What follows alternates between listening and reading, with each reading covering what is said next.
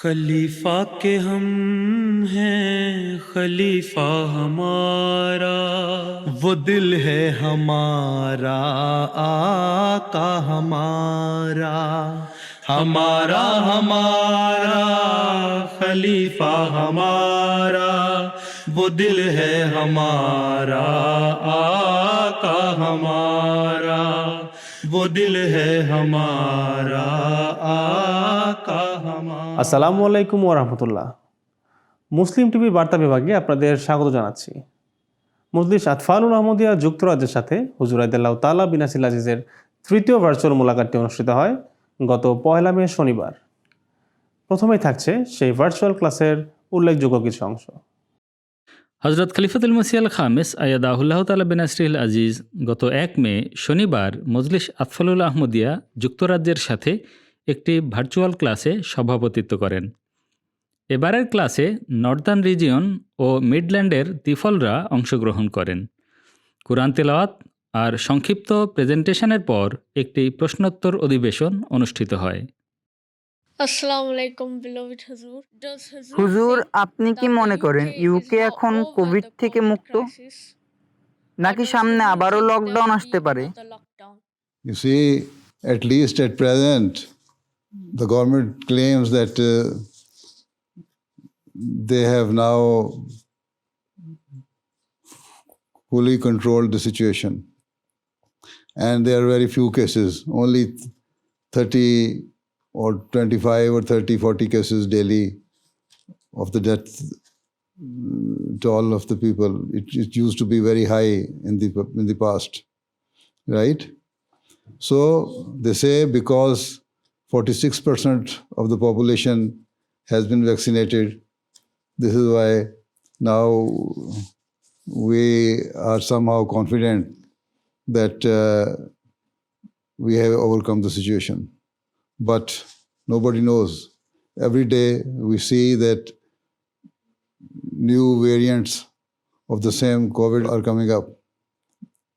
We cannot say that although they have controlled the present situation, but as world is facing some other variants, you might also face some other variant, and that can also cause problem and create a big havoc, right? And if it happens, then there will be another lockdown. Government will have to enforce another lockdown.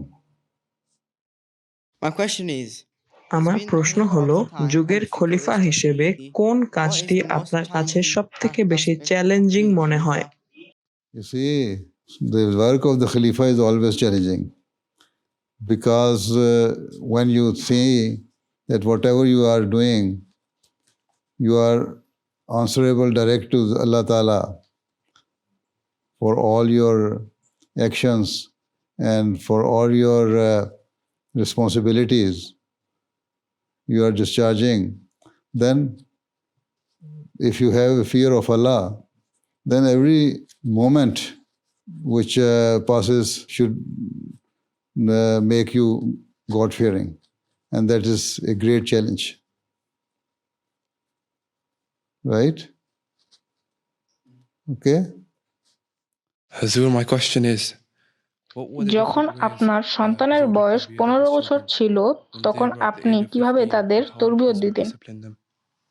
I think my children's mother played vital role in training them instead of myself. The best way is that father should set their own example before the children. If fathers are offering 5 daily prayers, they can ask their children to offer 5 daily prayer. And offering 5 daily prayer is the best way to discipline your children, right? Then when the father is doing tilawat, reading of the Holy Quran daily, then people would know that their father is doing it, so we should also do it. And inside your house, the environment is good, and your parents are living amicably. There is no quarrel and shout or cry in your house. The children will also get a better lesson. So when you become father, you should try to follow these instructions. Right? Okay. একজন আদর্শ তিফলের কি কি গুণাবলী থাকা প্রয়োজন? প্রিয় হুজুর, আমি আরো জানতে চাচ্ছি কিভাবে আমি আপনার ও জামাতের সেবা করতে পারি। You see, an exemplary tifl should be very regular and punctual in offering 5 daily prayers, right? After the age of 10, it is an obligatory on you to offer 5 daily prayers. And if possible, in congregation, if you are living near the mosque, right? Then try to do tilawat, read the Holy Quran daily, even if it is 1 or 2 ruku, or small portion of it, right? Then an exemplary tifl should be morally very good, well behaved. When you go to school, students should know that this boy is very well behaved. So we have to be very careful in front of him. He is the person who does not involve himself in the bad things. So we have to be very careful when we are coming in front of him, right? When they talk to you, even if they use filthy language, you just avoid them and leave it and say that it is against the teaching of my religion that I should reply in the same language, right? And you should respect your teachers, right? You should obey your teachers. You should obey your parents, right? And always think that when whatever your parents think for you is for your betterment, right? And never think that they are trying to deprive you of your rights, or they are not caring. Your parents are always very much caring for their children, right? Well, apart from some very rare examples, normally they are very much caring, right? In this way, you will attain the love of your parents more than the normal love a child gets from the parents, right? So these are some tips. And be regular in doing your homework when you come back from school. And try also to read some religious literature to increase your religious knowledge, right? And in this way, you will try yourself to make you a perfect tifl, right? And as the time goes on, you will increase your knowledge and wisdom and submission. And in this way, you can serve the Jamaat and Khilafat in a best way. Okay?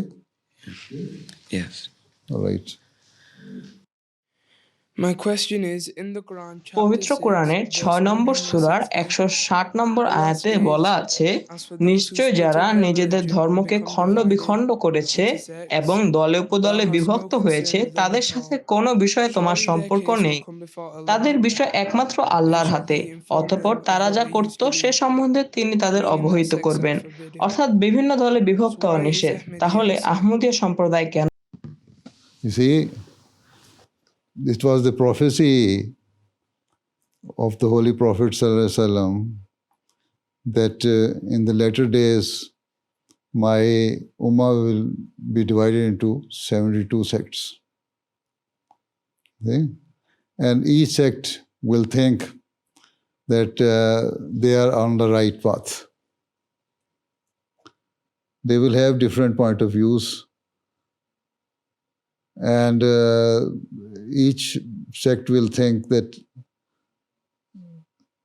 their point of view is the best. And they are following the true teaching of the Quran, and they are following the Sunnah of the Holy Prophet Sallallahu Alaihi Wasallam. See, in the present Muslim sects, there are some sects who are following Holy Quran. They do not believe in Hadith. Some, they are following Hadith, and they give more preference to Hadith. And some other people have some different point of views. So this prophecy has been fulfilled.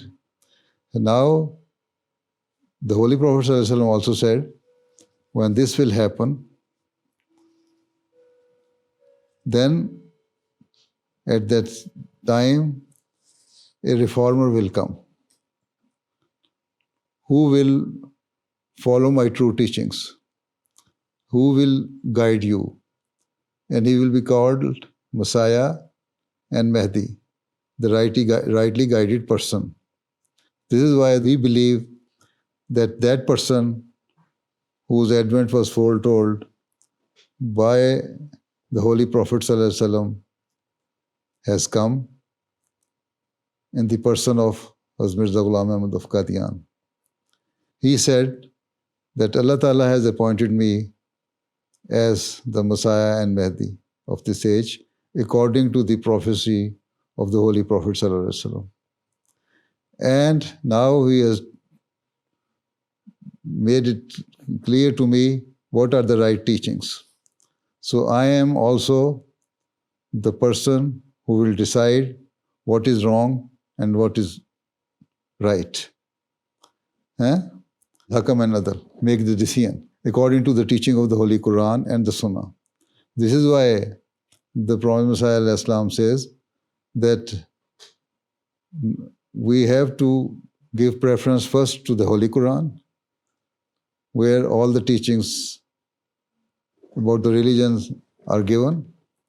Then we have to follow the Sunnah, what the Holy Prophet Sallallahu Alaihi Wasallam practiced, and then we should see the ahadith, which were collected almost 150 years later, and then see that how many of them are correct and are supporting the verses of the Holy Quran, or the Holy Quran supports whatever they are saying. So, the Prophet Messiah Islam is the rightly guided person who started this community according to the prophecy of the Holy Prophet ﷺ and according to the prophecy of Allah Ta'ala Himself. Because in Surah Jummah, Allah Ta'ala says that the community will be established on the footsteps of the same community which the Holy Prophet ﷺ has established. Right? So our sect is that sect whose commencement was prophesied by the Holy Prophet ﷺ himself and the Holy Quran itself. And the person who was to come in the later days was to bring all the different Muslim sects on one hand. This is why he is called Mahdi. So here the situation is different. All those sects which were established or developed, they were following different school of thoughts according to the teaching of Quran and Hadith and this and that. But here the Ahmadiyya sect was established according to the prophecy of the Holy Quran and the Holy Prophet Sallallahu Alaihi Wasallam. This is why we cannot say that Jamaat Ahmadiyya is the same sect as the other sects in Islam. They were the sects which were developed because of the deviation in their school of thoughts. The promised Messiah who was to come has come to bring them together so that he forms a one sect, and that is Jamaat Ahmadiyya, and that is according to the prophecy of the Holy Prophet Sallallahu Alaihi Wasallam. Right? হুজুর, আপনি ঈদের দিন কিভাবে সময় কাটান? You see, before Eid prayer, normally I spend some time to prepare my khutbah, right? And after Eid, then I come home, see my children, my family members, and also I do call some of my friends, my relatives, and say Eid Mubarak, or receive calls from them for Eid Mubarak. And then normally I come to my office and start working again. Then Zohr prayer, and then after Zohr prayer, I take lunch with my family members, and then after that my routine work starts again as I am spending on the normal days. So there is not much difference. Apart from that, on the Eid days I receive Eid Mubarak calls from different people, and also at the same time I sit together with my family member for some time, for 1 hour, and take my lunch with them. হিন্দুরা মূর্তির উপাসনার মাধ্যমে সৃষ্টিকর্তার নিকট প্রার্থনা করে। অপরদিকে ইসলাম বলে, যতক্ষণ পর্যন্ত আমরা মহানবী সাল্লাল্লাহু আলাইহি সাল্লাম এর উপর দরুদ প্রেরণ না করি, আমাদের দোয়া আল্লাহ কবুল করবেন না। এই দুটি মতবাদের মধ্যে পার্থক্য কিভাবে করব? You see, Hindus have made different gods for different things, right? And they believe that their prayers are only heard and listened when we pray to Allah through these idols. Or sometimes they believe that if only we pray to the idols, they will listen to our prayers, and whatever we want will be achieved. But in the case of Durood Sharif, it is a different situation. Allah Ta'ala says that the Holy Prophet Sallallahu Alaihi Wasallam is a human being, and he is the person whom I love more than any person in the world, right? And he has brought you the final Sharia, the final law from Allah Ta'ala, which contains all the necessary things. And this is also a blessing of the Holy Prophet Sallallahu Alaihi Wasallam, or the blessing of Allah Ta'ala through the Holy Prophet Sallallahu Alaihi Wasallam on us. So he says that you have to be grateful to the person who has given you something good, right? Right? Yeah. So this is why Allah Ta'ala says that you should pray to Allah Ta'ala and be grateful to the Holy Prophet Sallallahu Alaihi Wasallam that he has brought you such a religion. And the best way to show your gratitude is that you say Durood Sharif, and Allah Ta'ala says, since this person is the person whom I love more than anyone, any prophet, so when you say Durood to him, then I will listen to your prayers as well. But at the same time, Allah says that you should talk to me directly. Not that whenever you are talking, you will always say that you don't think that Allah Ta'ala is not listening you. You can directly talk to him, but at the same time, say Durud just to show your love and show the gratitude you have for the Holy Prophet Sallallahu Alaihi Wasallam. You see, in my yesterday's sermon, did you listen to my sermon yesterday? Yeah. You listen to it again, and that explains the importance of the Durud. Allah Ta'ala says that you send Durud to the Holy Prophet Sallallahu Alaihi Wasallam, but don't think that he is something supernatural. He is also a human being. But Hindus or other idol worshippers think their idols are something which can convey their message.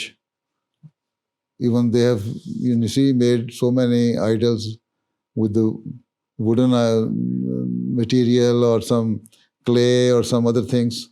So how can a thing which you yourself have made be the messenger of your prayers, or the person or the thing who can convey your message to Allah Ta'ala? Here, Allah Ta'ala did not say that when you are saying Durud, the Holy Prophet Sallallahu Alaihi Wasallam will convey your message. Allah Ta'ala says that since I love this person, when you praise him, then I will accept your prayers, because you also love the person whom I love. So, you see, if your parents see that a person loves their children more than anyone else, they would like him and accept him and make him a friend. So in the same way, Allah Ta'ala says that I will listen to you directly, whatever you are saying, but if you love my Prophet, whom I love more than anyone else, then I will listen your prayers more than any other prayer which comes to me through the Durud or praise of the Holy Prophet Sallallahu Alaihi Wasallam. This is the difference. We do not say that the Holy Prophet Sallallahu Alaihi Wasallam conveys our message. We say Allah Ta'ala is listening us directly, but at the same time, He asks us to praise the Holy Prophet Sallallahu Alaihi Wasallam because I love him. Right?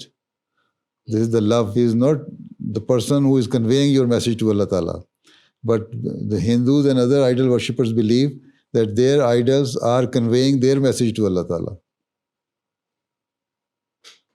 So they are making them the means and source of conveying the message. Here, in the situation of the Holy Prophet Sallallahu Alaihi Wasallam, he is not considered to be the means and source of conveying the message. Right? Yeah. Okay. If it is not clear, then right. Okay. राज साहब का वक्त भी ख़त्म हो गया अब। चलो अल्लाह हाफ़िज़, अस्सलाम वालेकुम।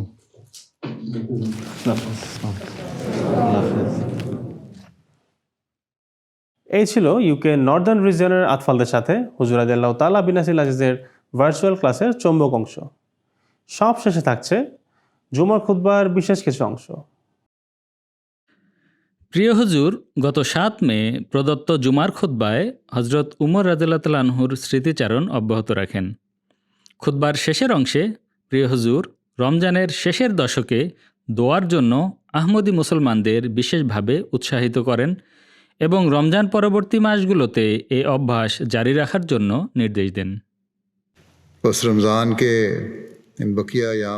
অতএব রমজানের এই বাকি বা অবশিষ্ট দিনগুলোতে এর জন্য অনেক বেশি দোয়া করুন, যেন আল্লাহ তাআলা আমাদের এবং আমাদের ভবিষ্যৎ প্রজন্মের মাঝে ধর্মকে সুরক্ষিত রাখেন, আমাদের আধ্যাত্মিক উন্নতি যেন হয়। রমজানের পরও আমাদের ইবাদতের মান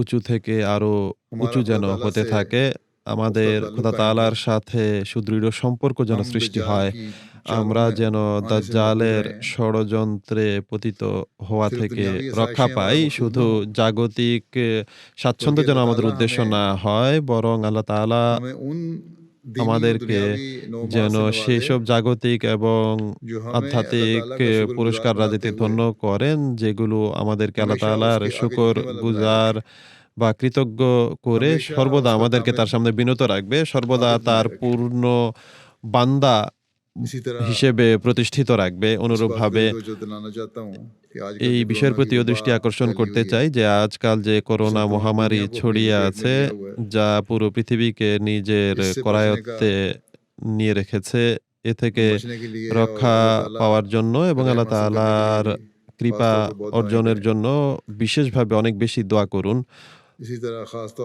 অনুরূপভাবে বিশেষভাবে যেসব দেশে আহমদিয়াতের বিরোধিতা অনেক বেশি হচ্ছে আর তাদের জন্য জীবন অতিষ্ঠ করে রাখা হয়েছে, তাদের জন্য দোয়া করুন। আল্লাহ তাআলা তাদের জন্য স্বাচ্ছন্দ্য সৃষ্টি করুন।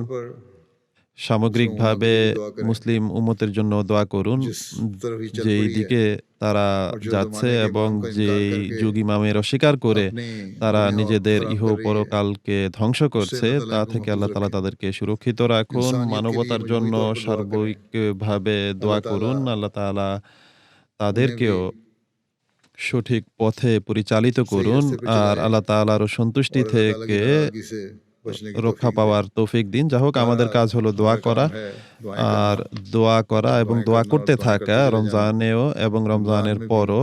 সবাইকে আল্লাহ তাআলা সেই তৌফিক দান করুন।